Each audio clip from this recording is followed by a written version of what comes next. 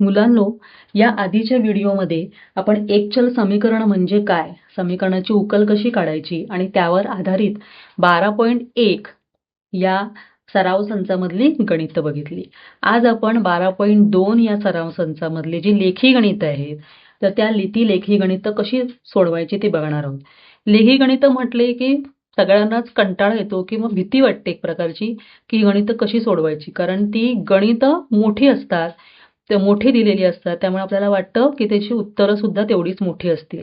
पण ही जी लेखी गणितं आहेत ती जर सोडवायची कशी ही जर तुम्हाला कळली तर तुम्ही ते सहज त्या गणितांची मार्क मिळवू शकता. तर आज आपण अतिशय सोप्या पद्धतीने लेखी गणितं कशी सोडवायची ती बघणार आहोत. बघा, पहिला प्रश्न आहे, आईचे वय मुलाच्या वयापेक्षा 25 वर्षांनी जास्त आहे. 8 वर्षानंतर मुलाच्या वयाचे आईच्या वयाशी गुणोत्तर 4/9 होईल, तर मुलाचे वय काढा. तर या इथे प्रथम आपल्याला चल मानावं लागतं. ही एकचल समीकरण आहे, त्यामुळे त्याच्यामध्ये केवळ एकच चल असतं.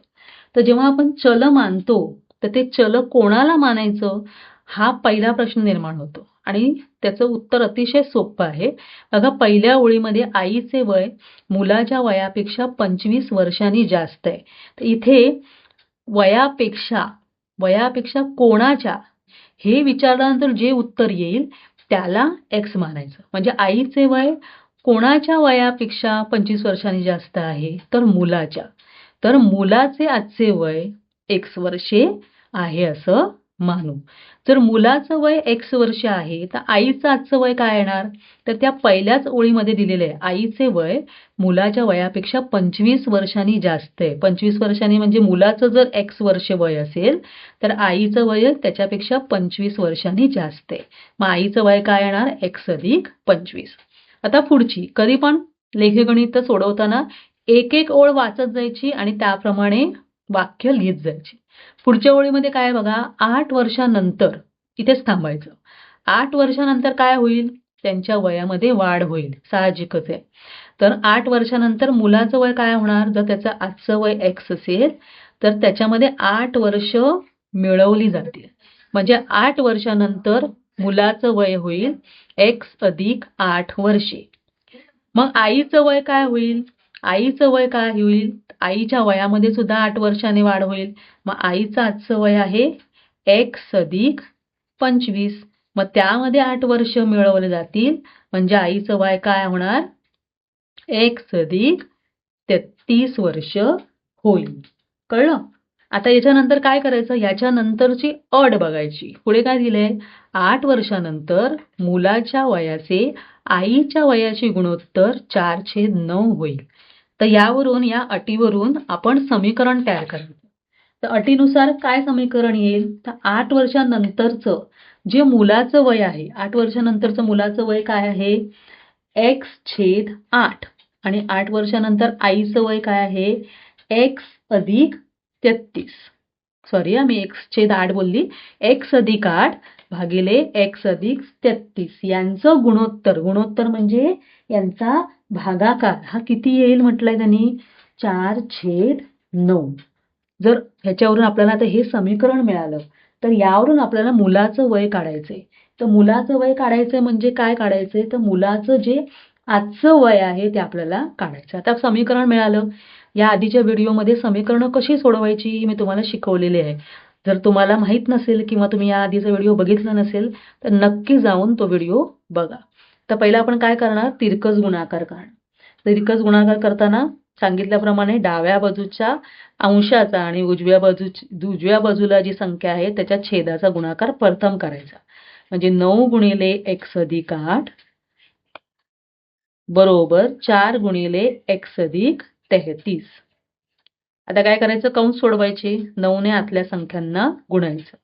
9 गुणिले x 9x आणि 9 गुणिले 8 8 9 72 बरोबर 4 गुणिले x 4x अधिक 33 गुणिले 4 132. आता आपण काय करणार, एका वेळेला एक एक संख्या आपण दुसऱ्या बाजूला नेऊ शकतो किंवा चल असलेल्या संख्या एका बाजूला घेऊया.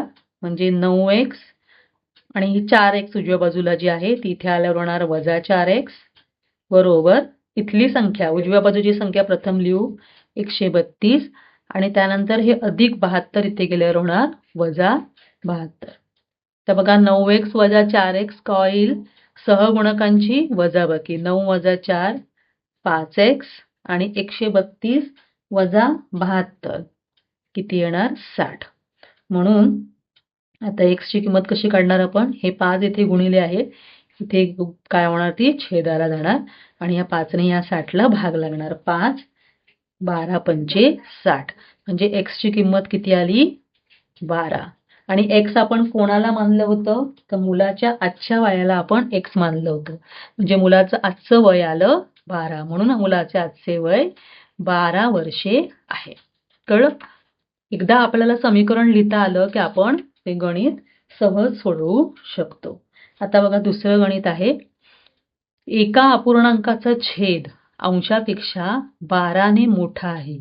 त्याच्या अंशातून 2 वजा करून व छेदात 7 मिळून तयार झालेला अपूर्णांक 1/2 शी सममूल्य होतो, तर तो अपूर्णांक कोणता?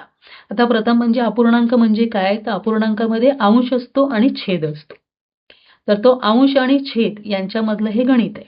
तर मगाशी सांगितल्याप्रमाणे कोणापेक्षा अपूर्णांकाचा छेद अंशापेक्षा 12 ने मोठा आहे. म्हणजे अंशापेक्षा 12 ने मोठा तर आपण काय करणार? ज्याला जोडून पेक्षा आलेला आहे त्याला x मानायचं. मग अपूर्णांकाचा अंश हा x आहे असं आपण मानू. जर अंश x असेल तर या पहिल्या ओळीतूनच आपल्याला छेद कळतो. पहिल्या ओळीत काय म्हटलंय? छेद अंशापेक्षा 12 ने मोठा आहे. म्हणजे छेद काय येणार? x अधिक 12. 12 ने मोठा म्हणजे अधिक करायचं. आता याच्यानंतर काय दिले त्यांनी म्हटलंय, आता पुढे हळूहळू एक ओळ पुढे जायचं. त्यांच्या अंशातून 2 वजा केलं. अंश काय आहे? x. त्याच्या अंशातून 2 वजा केलं तर काय होणार?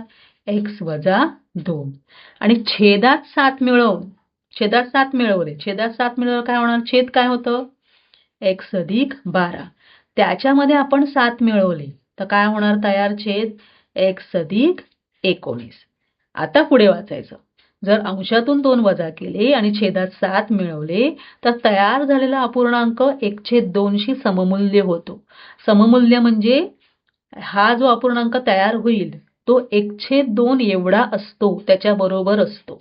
आता ह्याच्यामुळे अपूर्णांक कोणता तयार होणार? हा अंश आहे आणि हा छेद आहे. म्हणजे ही संख्या आपण अंशाला लिहिणार आणि ही संख्या आपण छेदाला लिहिणार. म्हणजे आपला अंश काय आहे? x वजा 2 आणि छेद काय आहे? x अधिक 19. हा 1/2 शी सममूल्य होतो. 1/2 बरोबर तो होतो. आता हे पूर्ण समीकरण तयार झालं आपलं. आता आपण नेहमीप्रमाणे ते सोडवायचं. प्रथम काय करू? तिरकस गुणाकार. 2 गुणिले x वजा 2 बरोबर 1 गुणिले x अधिक 19. आता बघा 2 ने या कंसातील संख्यांना गुणणार. 2 गुणिले x 2x वजा 2 गुणिले 2 4 आणि 1 ने आतमध्ये गुणणार. मग त्या संख्या तशाच राहणार. आता आपण पुढच्या पायरीमध्ये काय करू? चल असलेल्या संख्या एका बाजूला घेऊ. म्हणजे हे 2x आणि हा x इथे धन चिन्ह इथे आल्यावर होणार ऋण x. प्रथम आपण उजव्या बाजूची संख्या लिहिणार 19 आणि ही वजा 4 इथे आली तर होणार अधिक 4. 2x वजा 1. आता बघा x ला इथे सहगुणक 1 आहे. मग ह्या वजाबाकी कोणाची होणार? या संख्यांची. 2 वजा 1 1x. तो x लिहिला तरी चालेल. आणि 19 अधिक 4 किती आलं? 9 नी 4 13 आणि हातचा आला 1 23. मग x ची किंमत आली 23. कळलं? तर x आपण कोणाला मानलेलं? आपण x अंशाला मानलेलं. तर अपूर्णांकाचा अंश आला 23. म्हणून आपण काय लिहिणार इथे? म्हणून अपूर्णांकाचा अंश बरोबर किती आला? 23. म्हणून मग अपूर्णांकाचा छेद काय येणार? अपूर्णांकाचा छेद काय होतं? तर तो 12 ने मोठा होता. अपूर्णांकाचा छेद x अधिक 12 आपण घेतलेला. तर इथे आपण x ची किंमत घालायची 23 अधिक 12. म्हणजे किती आलं? 3 अधिक 2 5 आणि 2 अधिक 1 3. मग तो अपूर्णांक काय येईल? अपूर्णांकामध्ये काय असतं? अंश असतो आणि छेद असतो. मग इथे अंश भागिले छेद. अंश काय आहे? 23 आणि छेद काय आहे? 35.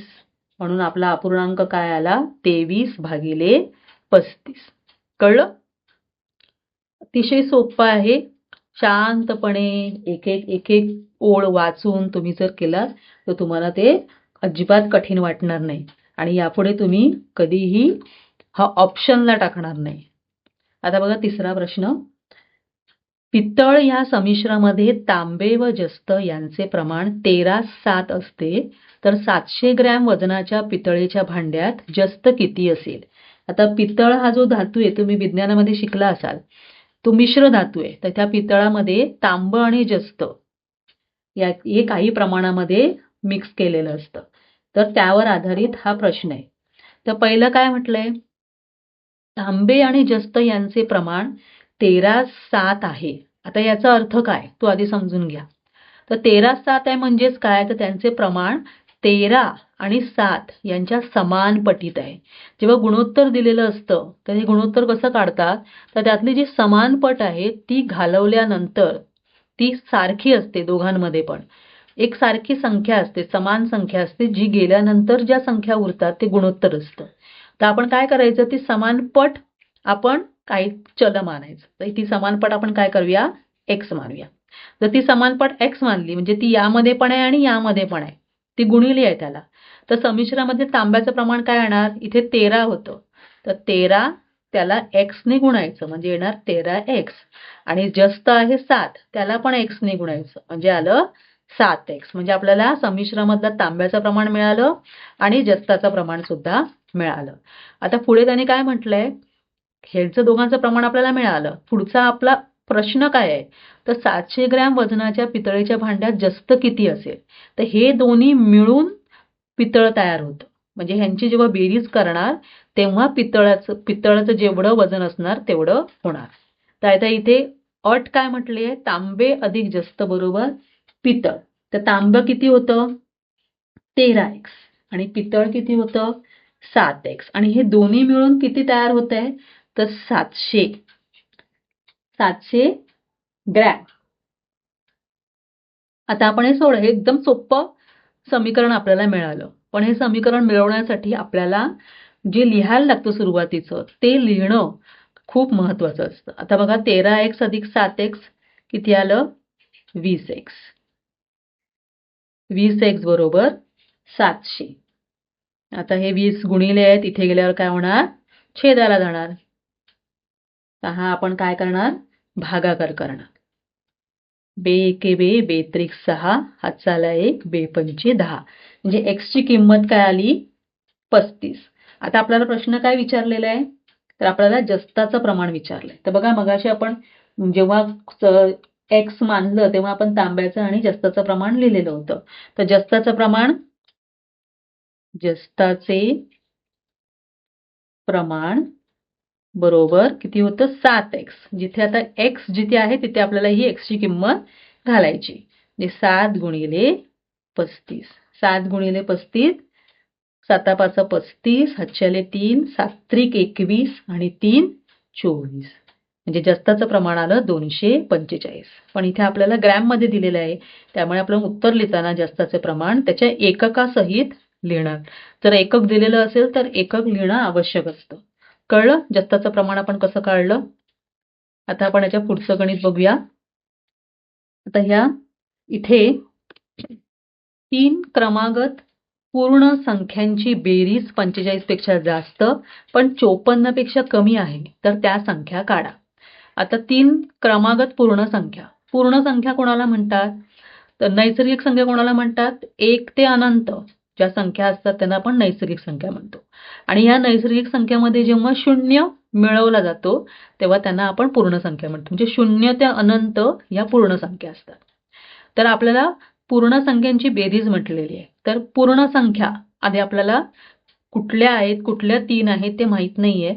म्हणून पण त्यातली एक जी संख्या आहे ती आपण x मानूया. एक पूर्ण संख्या आपण x मानली. तर क्रमागत येणार आहे. क्रमागत म्हणजे त्याच्या पुढची येणारी. तर प्रत्येक ज्या संख्या असतात पूर्ण संख्या ते 1-1ने वाढतात.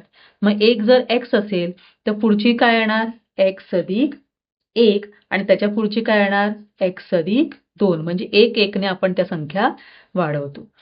आता आपल्याला अट काय आहे तर ह्या 3 क्रमागत पूर्ण संख्यांची बेरीज 45 पेक्षा जास्त पण 54 पेक्षा कमी आहे. म्हणजे ह्यांची जर आपण बेरीज केली तर काय होईल आता हे अट काय आपल्याला म्हटलेलं आहे तर ह्यांची बेरीज म्हणजे x अधिक 1 अधिक x अधिक 2 यांची बेरीज काय आहे 45 पेक्षा जास्त आहे. इथे आपण लहान मोठेपणाचं चिन्ह वापरणार. यांची बेरीज 45 पेक्षा जास्त आहे आणि 54 पेक्षा कमी आहे. म्हणजे या दोन संख्यांच्या मध्ये यांची बेरीज आहे. आता जसं आपण बरोबर चिन्ह लिहिल्यानंतर जो तसं सोडवत होतो तसंच आपण या गणितामध्ये पण करणार आहोत. आता इथे काय होणार बघा ज्या आतल्या ज्या संख्या आहेत त्याच्यामध्ये बघा चल समान आहे त्यांची बेरीज होणार x अधिक x इथे होणार 3x आणि या संख्यांची बेरीज होणार 1 अधिक 2 3. लहान मोठेपणाचं चिन्ह तसंच लिहायचं. आता पुढे बघा 45 आता इथे 3x अधिक 3 आहे तर आपण काय करणार यातला पहिला आपल्याला x ची किंमत काढायची. हे जे अधिक 3 आहे ते आपल्याला बाहेर काढायचं. जसं आपण बरोबर चिन्हाच्या वेळेला ते बाहेर लिहित होतो चिन्ह बदलून तसंच लिहायचं पण इथे आपल्याला दोन्ही बाजूला लिहावं लागणार. आता इथे अधिक 3 आहे तर इथे काय होणार -3 इथे 3x असेच राहणार आणि इथे पण होणार -3. कळलं इथलं 3 आपण बाहेर काढले. तर 45 वजा 3 45 वजा 3 किती येणार 42. त्यानंतर 3x आणि इथे होतं 54 वजा 3 54 वजा 3 51. आता बघा आपल्याला x ची किंमत काढायची आहे तर x ला जोडून काय आहे 3 आहे ते गुणिले म्हणजे ते छेदाला जाणार. तर दोन्ही बाजूला आपण 3 ने भागणार. जे या तिन्ही संख्यांना आपण 3 ने भागलं. इथे 3 ने भागल्यामुळे 3 गेले एकच x राहिला. इथे 3 ने भागणार 51 भागिले 3. मग इथे काय आलं 42 भागिले 3 आलं 3 एके 3 3 चोक 12 आणि 51 भागिले 3 3 एके 3 3 सत्ता 21. आता ही जी x ही संख्या आहे म्हणजे जी पूर्ण संख्या आहे ती 14 पेक्षा मोठी आहे आणि 17 पेक्षा लहान आहे. मग 14 पेक्षा मोठी आणि 17 पेक्षा लहान म्हणजे काय तर ती एकतर 15 असेल किंवा 17 असेल. तर आपण कसं मग आपल्याला क्रमांक संख्या कशा मिळणार तर x ही पूर्ण संख्या 15 किंवा 16 असेल. आता 15 असेल तर काय होईल जर x बरोबर 15 तर त्या संख्या काय येतील क्रमांकात संख्या काय येतील x बरोबर 15 x अधिक 1 बरोबर 16 आणि x अधिक 2 बरोबर 17. म्हणजे त्या संख्या काय येणार 15 16 आणि 17 अशा येतील. आणि जर आपण x ची किंमत 16 घेतली तर त्या संख्या काय येतील x बरोबर 16 x अधिक 1 बरोबर 17 आणि x अधिक 2 बरोबर 18. म्हणजेच काय येतील 16 17 आणि 18. त्यामुळे आपल्याला त्या संख्या कुठल्या मिळतील त्यांनी काय विचारलं तर त्या संख्या कुठल्या म्हणून त्या संख्या आपल्याला जे विचारलंय तसं आपल्याला उत्तर लिहावं लागेल.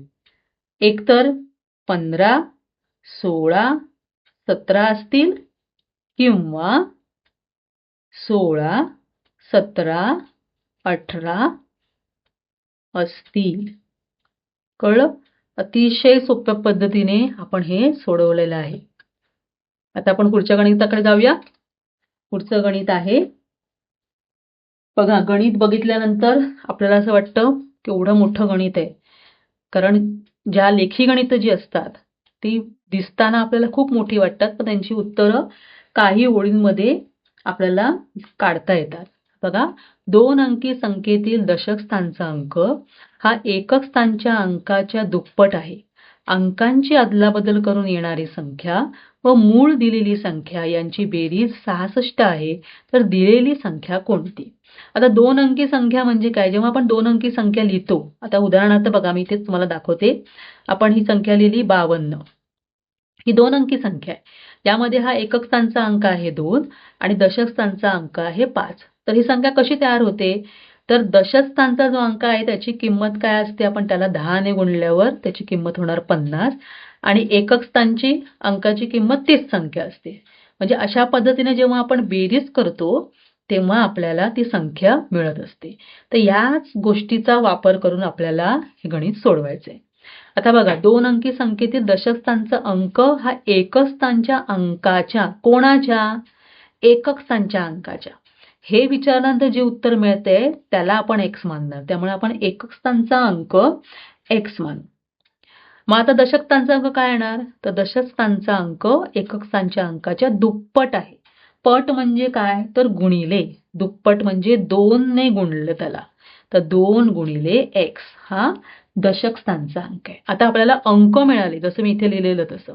तर याच्यावरून आपल्याला ती संख्या काढायची आहे. ती संख्या कोणती आहे? तर ती संख्या कशी काढणार? आपण काय करणार? दशक स्थानच्या अंकाला 2 ने गुणणार आणि त्यामध्ये एकक स्थानचा अंक मिळवणार. असं मिळवल्यानंतर आपल्याला ती संख्या मिळते. तर बघा, 10 गुणिले दशक स्थानचा अंक आहे 2x आणि एकक स्थानचा अंक आहे x.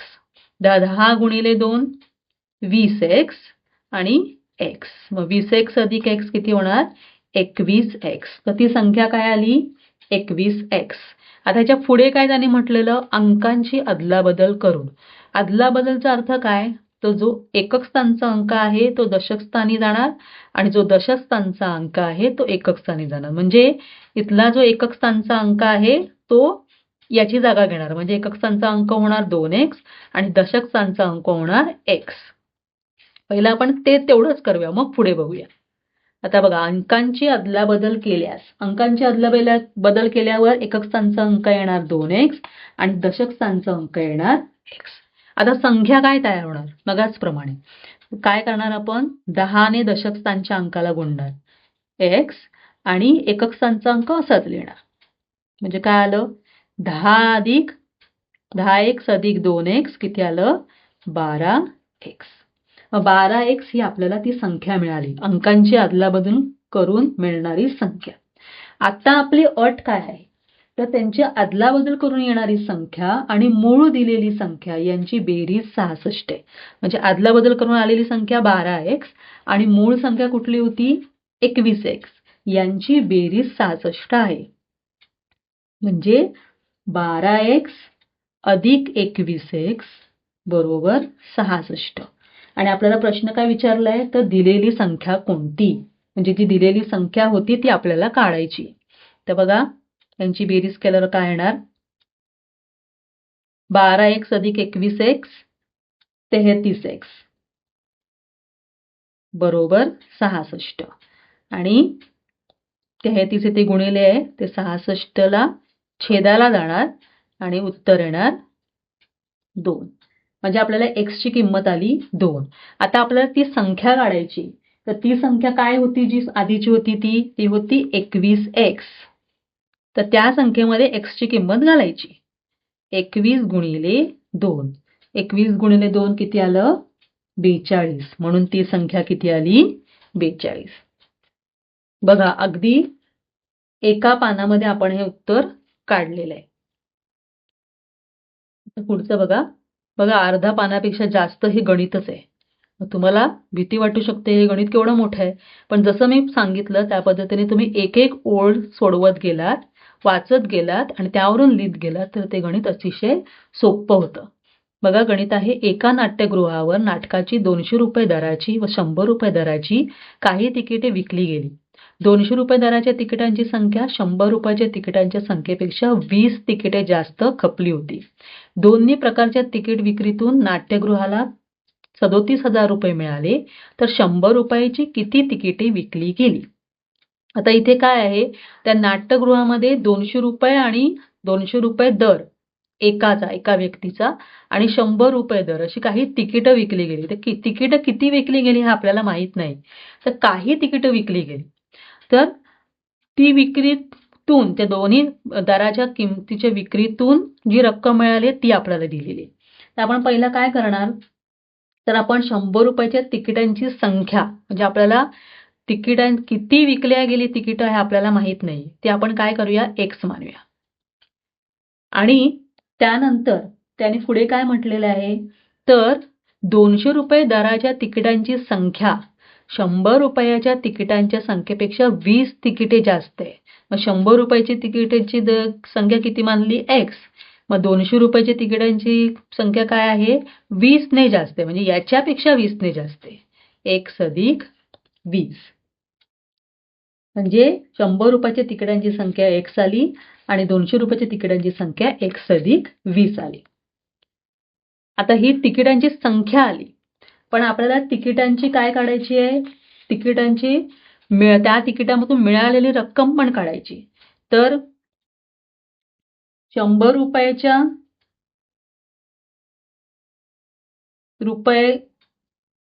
रुपयांच्या तिकीट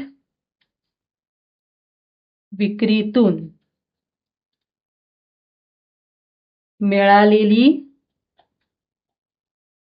रक्कम म्हणजे काय, मी उदाहरण सांगते तुम्हाला.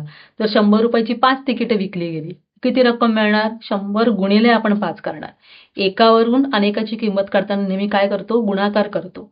म्हणजे तिकिटाची संख्या गुणिले तिकिटाची रक्कम यांचा गुणाकार करतो. मग जर 100 रुपयाची एक्स तिकीटं विकली गेली तर त्याची किती रक्कम मिळणार त्याच्यामधून, तर 100 गुणिले आपण काय करणार, एक्स करणार. म्हणजे इथे काय येणार, 100 एक्स. त्याचप्रमाणे 200 रुपये तिकीट विक्रीतून मिळालेली रक्कम. आता इथे पण तसंच करणार. 200 रुपयाच्या तिकिटांची संख्या किती आहे, एक्स अधिक 20. म्हणजे आपण काय करणार, एक्स अधिक 20 आणि 200 यांचा गुणाकार करणार. म्हणजे 200 गुणिले एक्स अधिक 20. कळलं. तर ही आली 200 रुपये तिकिटाच्या विक्रीतून मिळालेली रक्कम. तर हे दोन्ही आपल्याला मिळालं. आता आपली अट काय होती, दोन्ही प्रकारच्या तिकीट विक्रीतून नाट्यगृहाला 37,000 रुपये मिळाले. म्हणजे ह्या दोन्ही ज्या रक्कमा आपल्याला मिळाल्या त्यांच्यातून म्हणजे त्या दोघांना आपण मिळवलं, त्यांची बेरीज केली तर आपल्याला किती मिळणार, 37,000 रुपये. ही आपली अट आहे. अटीनुसार आपण समीकरण तयार करणार. तर अटीनुसार समीकरण काय तयार होईल बघा. तर 100 रुपये तिकीट विक्रीतून मिळालेली रक्कम ती किती होती, 100 एक्स. आणि 200 रुपये तिकीट विक्रीतून मिळालेली रक्कम 200 गुणिले एक्स अधिक 20. हे दोन्ही एकत्र केल्यानंतर किती मिळाली रक्कम, तर 37,000 रुपये. हे आपल्याला समीकरण मिळालं. आता हे समीकरण आपण सोडवणार. आता बघा या समीकरणामध्ये इथे कंस आलाय, तर नेहमी कंस आधी सोडवून घ्यायचा. 100 एक्स अधिक 200 गुणिले एक्स 200 एक्स अधिक 200 गुणिले 20 बेदुणे 4 आणि जेवढी शून्य तेवढे लिहून टाकायचे 1 2 3 बरोबर 37,000. आता बघा इथे चल असलेली दोन संख्या आहेत त्यांची बेरीज होणार 100 एक्स अधिक 200 एक्स 300 एक्स अधिक 4000 बरोबर 37,000. आता बघा 300 एक्स बरोबर हे अधिक 4 आहेत ते पलीकडे जाणार उजव्या बाजूकडे. पहिले आपण उजव्या बाजूमधली संख्या आधी लिहूया आणि हे अधिक 4 इथे गेल्यावर काय होणार वजा 4.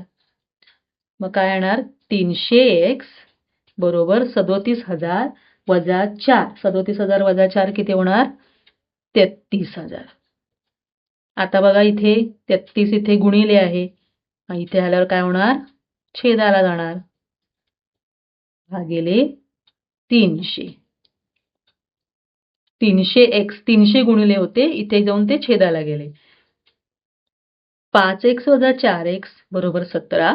5x आणि 4x यांची वजाबाकी आली 1x बरोबर 17. मग ही जी x ही जी संख्या आली ती सगळ्यात लहान संख्या आली, नैसर्गिक संख्या. त्याच्यामध्ये एक मिळवल्यावर होणार 18 आणि पुढची संख्या येणार 17 अधिक 2 19. म्हणून त्या संख्या काय येणार 17, 18 आणि 19. बघा x बरोबर 17 आलं, x अधिक 1 बरोबर 18 आणि x अधिक 2 बरोबर 19. म्हणून आपल्याला त्या 3 क्रमागत नैसर्गिक संख्या मिळाल्या 17, 18 आणि 19. कळलं? आता पुढचं आपण गणित बघूया. राजूने एक सायकल 8% नफ्याने अमितला विकली. अमितने 54 रुपये खर्च करून ती दुरुस्त करून घेतली. ती सायकल त्याने निखिलला 1134 रुपयाने विकली. तेव्हा अमितला नफा किंवा तोटा झाला नाही. तर राजूने ती सायकल किती रुपयानं खरेदी केली होती? बघा, हे वाचल्यानंतर आपल्याला थोडंसं आपण गोंधळून जाऊ की राजूने कोणाला विकली, अमितला विकली, अमितने मग नंतर निखिलला विकली. तर हा गोंधळून न जाता बघा इथे कोण कोण आहे? 3 जण आहेत. कोण आहे? राजू आहे, त्याने विकली कोणाला? अमितला. आणि अमितने कोणाला विकली? तर निखिलला. आता ती कशी कशी विकली गेली बघा. राजूने अमितला विकताना काय केलंय? 8% नफा मिळवलाय. म्हणजे जो नफा कधी होतो? जेव्हा विक्री किंमत ही खरेदी किमतीपेक्षा जास्त असते तेव्हा नफा होतो. त्यामुळे राजूने त्याने जेवढ्याला सायकल घेतली आहे त्याच्यापेक्षा जास्त किमतीला अमितला विकली असणार, तरच त्याला नफा होईल. मग अमितने काय केलं? अमितने ती जी ज्या रकमेला घेतली त्या सायकलला काय केलं? थोडंसं दुरुस्त केलं, खर्च केला. आणि मग आता त्याने 54 रुपये जर त्याला त्याच्यासाठी खर्च केला तर त्याने जेवढ्याला घेतली असणार त्याच्यामध्ये 54 मिळवल्यानंतर त्याची खरेदी किंमत ती होणार. आणि मग काय केलं त्याने? जेवढी किंमत झाली टोटल एकूण तेवढ्याच किमतीला त्याने निखिलला विकली, कारण त्याला नफा किंवा तोटा झालेला नाहीये. नफा किंवा तोटा झाला नाहीये म्हणजे त्याने जेवढ्याला घेतली म्हणजे त्याची खरेदी किंमत जेवढी होती तेवढीच त्याची विक्री किंमत आहे. जेव्हा खरेदी किंमत आणि विक्री किंमत समान असते तेव्हा नफा किंवा तोटा होत नाही. हे एक कन्सेप्ट तुमच्या लक्षात आल्यानंतर आपण आता हे गणित मी सोडवलेलं तुमच्या चांगल्या पद्धतीने समजणार आहे. आता बघा, राजूसाठी सायकलची खरेदी किंमत आपल्याला माहिती आहे का? आपल्याला तेच काढायचंय. आपल्याला माहित नाहीये, जी गोष्ट आपल्याला माहित नाहीये त्याला आपण काय करायचं? एक चल मानायचं. आपण चल मानलं x. आता राजूला मिळालेला नफा काय आहे? त्याला मिळालेला 8% नफ्याने त्याने अमितला विकली. आता जो नफा असतो तो नेहमी खरेदी किमतीवर असतो. तर खरेदी किंमत आहे x, त्याच्या 8%. त्याच्या 8% म्हणजे काय? तर त्याला गुणिले 8%. 8% म्हणजे काय? तर 8 भागिले 100. म्हणजेच आपलं उत्तर काय आलं? 8x भागिले 100. म्हणजे राजूला मिळालेला नफा आहे 8x भागिले 100. राजूने काय केलं? तर ती जी सायकल होती ती त्याने अमितला 8% नफ्याने विकली. मग अमितसाठी सायकलची खरेदी किंमत काय होईल? तर राजूची सायकलची खरेदी किंमत अधिक त्याला मिळालेला नफा हे मिळून जी रक्कम येईल ती त्या किमतीमध्ये त्याने अमितला सायकल विकलेली आहे. म्हणजे ती सायकलची किंमत जी आहे ती अमितसाठी खरेदी किंमत असणार. म्हणजे काय करणार आपण? राजूची खरेदी किंमत अधिक राजूला झालेला नफा x अधिक 8x भागिले 100. तर आपण ह्याला सोपं रूप जर दिलं तर काय होईल बघा, इथे छेद समान करता येतो आपल्याला. तर छेद समान केल्यावर काय होणार? 100 गुणिले x 100x अधिक 8x भागिले 100. म्हणजे काय होणार उत्तर? 100 अधिक 8 108 x भागिले 100. ही झाली अमितसाठी सायकलची खरेदी किंमत. आता त्याने काय केलं? अमितने काय केलं? त्याच्याकडून सायकल घेतल्यानंतर राजूकडून त्याच्यावर त्या सायकलसाठी काही खर्च केला. तो खर्च किती केला? तर 54 रुपये त्याने खर्च केले. मग आता त्याने घेतली सायकल काही किमतीला आणि त्याच्यावर त्याने 54 रुपये खर्च केले. त्यामुळे अमितचा एकूण खर्च किती होणार? खरेदी किंमत आहे 108x भागिले 100 आणि त्याच्यामध्ये 54 रुपये त्याने खर्च केला. म्हणजे हा त्याचा झाला अमितचा एकूण खर्च. म्हणजे अमितची खरेदी किंमत ही झाली. आता त्याने काय केलं, ती सायकल ना नफा ना तोटा या दराने कोणाला विकली आहे, निखिलला. म्हणजे त्याला नफाही झाला नाही आणि तोटाही झाला नाही. म्हणजे जेवढ्या रकमेला त्यांनी घेतली आणि त्याच्यावर खर्च केला तेवढ्याच रकमेला त्याने काय केलं, ती सायकल विकली. पण अमितने ती सायकल 1134 रुपयांना निखिलला विकली. म्हणजे त्याची जी विक्री किंमत आहे सायकलची ती आहे 1134 रुपये. म्हणजे जेवढी त्याने खरेदी किंमत त्याची जी होती आणि खर्च केला तेवढ्याच रकमेला त्याने विकली. म्हणजे ह्या दोन्ही ज्या किमती आहेत त्या समान आहेत.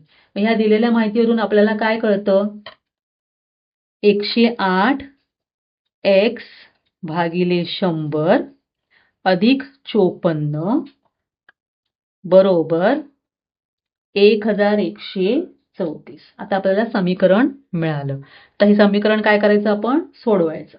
तर बघा इथे छेद समान नाहीये, तर छेद समान करायचं तसं पण तुम्ही करू शकता, किंवा मग सोपं काय करायचं, ही 54 ही संख्या आपण उजव्या बाजूला नेऊया. मग काय येणार, 108 x भागिले 100 बरोबर 1134. हे अधिक 54 आहे ते इथे गेल्यावर होणार वजा 54. मग काय येणार बघा, 108 x भागिले 100 बरोबर 1134 वजा 54 बरोबर येतं 1080 1080. आता आपण काय करूया, x बरोबर छेदाला 100 आहेत ते आपण उजव्या बाजूला नेऊया, गुणिले 100. गुणाकार करायची गरज नाहीये, ते सहज त्यांचा भाग जाणार आहे. आता इथे 108 इथे x ला गुणिले आहेत, तिथे काय येणार, 1080 गुणिले 100 भागिले 108. बघा इथे 108 चा भाग जाईल, 108 एके 108 आणि शून्याचा 0. मग 100 गुणिले 10 किती आलं, 1000. म्हणजे x ची जी किंमत आहे ती आली 1000. आणि आपण x कोणाला मानलं होतं, तर राजूची जी खरेदी किंमत आहे त्याला मानलं होतं. म्हणून राजूने ती सायकल 1000 रुपयांना खरेदी केली होती. कळलं? आता पुढचं बघा, एका खेळाडूने एका सामन्यात 180 धावा काढल्या, दुसऱ्या सामन्यात 257 धावा काढल्या, तिसऱ्या सामन्यात त्याने किती धावा काढल्या, तर त्याच्या सामन्यातील धावांची संख्या 230 होईल. आता बघा, पहिल्या सामन्यातील धावा किती आहेत, 180. दुसऱ्या सामन्यातील धावा किती आहेत, 257. आणि तिसऱ्या सामन्यातले जे धावा आहेत ते आपल्याला माहित नाहीये, त्याला आपण एखादं चल मानूया x. आता ह्या तिन्ही ज्या धावा काढल्या आहेत त्या त्यांची सरासरी, आता तुम्ही मागच्या वर्षी शिकलेला आहात सरासरी म्हणजे काय. सरासरी म्हणजे जेवढ्या संख्या असतात त्यांची बेरीज करून त्यांना जेवढ्या संख्या आहेत त्याने त्या संख्येने भागायचं, त्याला म्हणतात सरासरी. तर सरासरी धावा आपण कशा काढणार, सरासरी धावा त्यांनी दिलेल्या आहेत आपल्याला, किती आहे, 230. पण आपल्याला काढायचं काय आहे, तिसऱ्या सामन्यातील धावा. तर आपण काय करणार, कसं सोडवणार, तर ह्या तिघांची बेरीज करायची आणि त्याला 3 ने भागायचं. 180 अधिक 257 अधिक x भागिले 3 बरोबर 230. आता काय होणार बघा, हा जो 3 आहे तो इथे जाऊन गुणणार, 180 अधिक 257 अधिक x बरोबर 230 गुणिले 3. मग काय येणार, 180 अधिक 257 अधिक x बरोबर 230 गुणिले 3 किती येणार, 300 3 त्रिक 9 3 दोणे 6 690. आता बघा यांची बेरीज होणार, या दोन संख्यांची, या दोन संख्यांची बेरीज किती होणार, 437 अधिक x बरोबर 690. मग x बरोबर हे अधिक बेरीज आहे, इथे गेल्यावर वजाबाकी होणार, 437 690 वजा 437. म्हणून x बरोबर किती आलं, 253. म्हणजे तिसऱ्या सामन्यातील धावा आल्या 253. अशा पद्धतीने आपण तिसऱ्या सामन्यातील धावा काढल्या. आता शेवटचं आपण गणित बघणार आहोत, अतिशय सोपं आहे. बघा काय आहे, सुधीरचे वय वीरूच्या वयाच्या तिपटीपेक्षा 5 ने जास्त आहे. अनिलचे वय सुधीरच्या वयाच्या निमपट आहे. सुधीर व वीरू यांच्या वयांची बेरीज व अनिलच्या वयाची तिप्पट यांचे गुणोत्तर 5:6 आहे. तर वीरूचे वय काढा. बघा आता इथे 3 जण आहेत. सुधीर आहे, त्यानंतर अनिल आहे आणि वीरू आहे. तर त्यांच्यामधला सगळा संबंध ते लिहिलेला आहे. तर सुधीरचे वय वीरूच्या वयाच्या तिपटीपेक्षा, कोणाच्या वयाच्या? वीरूच्या. मग कोणाच्या हे विचारल्यानंतर जे उत्तर येईल त्याला x मानायचं. मग आपण काय करणार, पहिलं वीरूचे वय x वर्षे मान. मग सुधीरचं वय काय आहे? वीरूच्या वयाच्या तिपटीपेक्षा, तिप्पट म्हणजे गुणिले 3. वीरूचं वय x आहे, त्याची तिप्पट 3x, त्याच्यापेक्षा 5 ने जास्त आहे. मग सुधीरचं वय काय आलं? 3x अधिक 5. आणि अनिलचे वय काय आहे? सुधीरच्या वयाच्या निमपट आहे. सुधीरचं वय आहे 3x अधिक 5, याच्या निमपट, निम्मे म्हणजे छेद 2. मग आपल्याला आता तिघांची वय मिळाली. वीरूचं वय x, सुधीरचं वय 3x अधिक 5 आणि अनिलचं वय 3x अधिक 5 भागिले 2. आता इथे अट काय आहे? सुधीर व वीरू यांच्या वयांची बेरीज व अनिलच्या वयाची तिप्पट यांचं गुणोत्तर 5:6 आहे. आता काय आहे बघा, अट काय आहे? सुधीर व वीरू, सुधीरचं वय काय आहे? वीरूचं वय x आहे आणि सुधीरचं वय 3x अधिक 5, यांची बेरीज, सुधीर व वीरू यांच्या वयांची बेरीज व अनिलच्या वयाची तिप्पट, अनिलचं वय 3x अधिक 5 भागिले 2 म्हणजे 3x अधिक 5 भागिले 2 त्याची तिप्पट म्हणजे गुणिले 3, यांचं गुणोत्तर किती आहे? 5:6. गुणोत्तर म्हणजे 5 भागिले 6. आता आपल्याला हे समीकरण सोडवायचं. आता अटीनुसार आपल्याला समीकरण मिळालं x अधिक 3x अधिक 5 भागिले 3 गुणिले 3x अधिक 5 भागिले 2 बरोबर 5/6. आपण पहिलं काय करूया, x अधिक 3x किती येणार? 4x अधिक 5 भागिले, आता इथे 3 गुणिले 3x अधिक 5 अधिक छेद 2 आहे, तर 3 आपण काय करणार? उजव्या बाजूला नेणार. मग छेदाला काय राहील?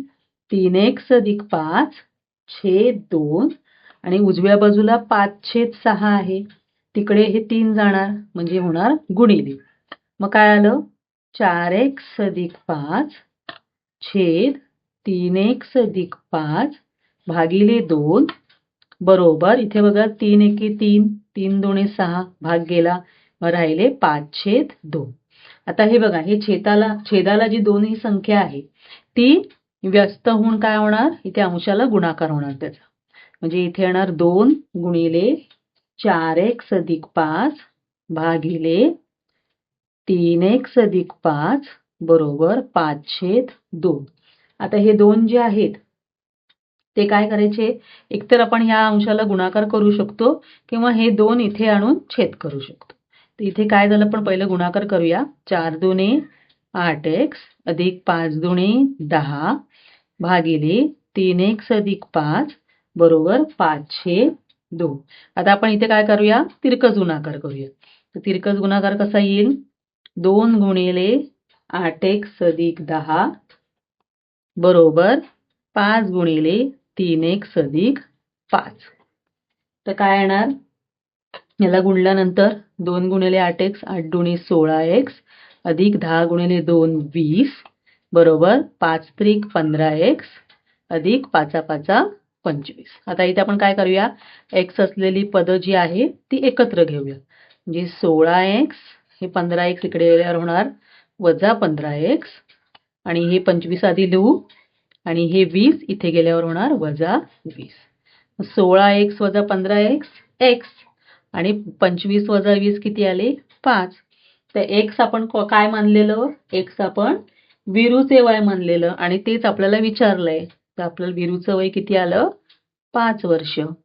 तर अशा पद्धतीने आपण सर्व जी लेखी गणितं होती ती सोडवली आहेत. मला अशी अपेक्षा आहे की तुम्ही आता ह्यावरून इतर कुठल्याही प्रकारचं लेखी गणित आलं तर अतिशय सोप्या पद्धतीने ते सोडवू शकता. तर अशाच नवनवीन ट्रिक्स आणि टिप्ससाठी माझ्या या चॅनलला लाईक करा, शेअर करा आणि सबस्क्राईब करायला विसरू नका. धन्यवाद.